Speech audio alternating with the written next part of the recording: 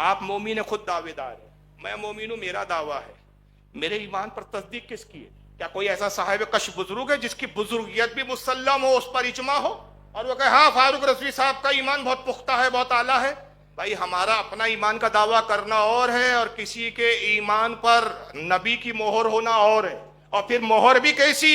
آئیے ذرا یہ حدیث سنیں۔ ان عمر ابن الخطاب رضی اللہ تعالیٰ عنہ، حضرت عمر ابن خطاب رضی اللہ تعالیٰ عنہ روایت کرتے ہیں، روایت کا راوی بھی دیکھو کون ہے؟ دوسرا خلیفہ جو صحابہ میں دوسرے نمبر پر آتا ہے افضلیت میں، وہ روایت کر رہا ہے۔ روایت کیا ہے؟ قالا قالا رسول اللہ صلی اللہ علیہ وسلم، کہتے اللہ کے رسول صلی اللہ علیہ وسلم نے ارشاد فرمایا، لو اوزنا ایمان ابا بکر بے ایمان اہل الارض لرجع بہم، آقا نے کہا ایک پلے میں میری تمام امت کا ایمان رکھ دیا جائے اور دوسرے پلے میں تنہا ابو بکر کا ایمان ہو، تو ابو بکر کا ایمان میری امت کے تمام ایمان والوں کے ایمان پر وزنی اور بھاری۔ یہ ہے افضلیت کا بیان۔ افضلیت ایمان کی بنیاد پر ہے۔ فضائل تو بہت ہو سکتے ہیں، اب میں ایک مثال لیتا ہوں، زیادہ آپ دور نہ جائے۔ سرکار غوث اعظم کی کرامت ہے بہت ساری، جتنی کرامت غوث پاک کی آپ نے سنی، کسی صحابی کی سنی؟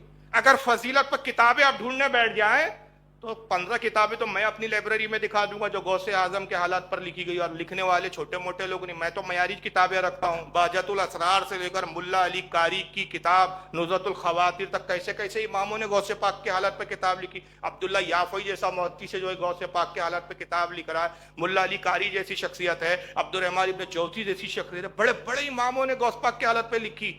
مگر میں ایک صحابی کا نام لے لوں اور پوچھوں کہ بھئی ان کے حالات پر کتنی کتابیں، ان کی فضیلت میں آپ نے کتنی روایتیں پڑھی، تو بہت سے صحابہ کے تو نام بھی ہم نہیں جانتے، تو ان کی فضیلت بتانا تو بہت دور کی بات۔ لیکن جب افضلیت کی بات ہوتی ہے تو اہل سنت کا اجماع ہے کہ ایک وہ صحابی جو سب سے آخر میں ایمان لایا، سب سے آخری، اس کے بعد اب کوئی ایمان لانے والا نہیں ہے، ایک گھڑی رسول کو ایمان کی حالت میں دیکھا، ایمان لا کر گھر گیا، نماز نہیں پڑھی، روزہ نہیں رکھا، کچھ بھی نہیں کیا، انتقال ہو گیا، غوث اعظم سے افضل ہے کہ نہیں اجماع؟ تو کثرت روایت پر فضیلت ثابت ہوتی ہے، افضلیت ثابت نہیں ہوتی۔ نادان کیا کرتے؟ فضائل کی روایتیں سناتے افضلیت کے مقابلے میں۔ ہم کہتے جو علی کی آپ بات کر رہے ہو، جو سنا رہے ہو، یہ فضیلت سے تعلق رکھتی ہے روایت، افضلیت سے تعلق نہیں رکھتی۔ افضلیت اور ہے، فضیلت اور ہے۔ تو جب فضیلت اور افضلیت کا ہی فرق جن کو نہ معلوم ہو تو پھر وہ بیچارے کیا کریں گے؟ بہرحال یہ جو روایت میں نے ابھی بیان کی کہ اگر میری تمام قیامت تک کی امت کا ایمان ایک پلے میں رکھ دیا جائے ترازو کے، اور تنہا ابو بکر کا ایمان، تو ابو بکر کا ایمان سب پر کیا ہے؟ اس پلے کے اندر غوث اعظم کا بھی ایمان ہے، غریب نواز کا بھی ایمان ہے، قیامت تک سب، تاج الاولیاء تک جتنے ہم اولیاء کو جانتے اور تاج الاولیاء کے بعد کے جتنے ہم اولیاء کو جانتے اور جن کو نہیں جانتے، سب کا ایمان ایک پلے میں۔ ابو بکر کا ایمان سب پر وزنی، اس میں صحابہ کا بھی ایمان آ گیا۔ اور اس کو لکھا کس نے؟ امام ابن عدی نے لکھا اپنی کتاب الکامل، حدیث نمبر 10108۔ امام خیثمہ نے لکھا اس کو فضائل ابی بکر صدیق، ان کی کتاب ہے، صفحہ 133۔ امام دارقطنی نے اس روایت کو لکھا اپنی کتاب العلل الوردہ، حدیث نمبر 236۔ امام بہقی نے اس کو لکھا شعائب الایمان میں، حدیث نمبر 36۔ امام غزالی رحمۃ اللہ علیہ نے لکھا احیاء العلوم، کتاب الابن الجلد 1 صفحہ 193۔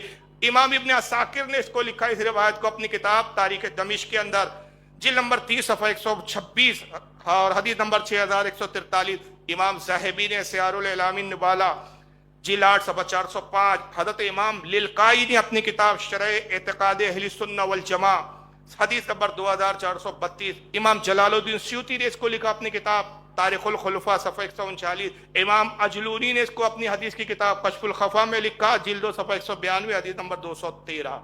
یہ حضرت ابوبکر صدیق کے ایمان کا درجہ ہے، اس بنیاد پر آپ تمام صحابہ میں بعد انبیاء سب سے افضل ہے۔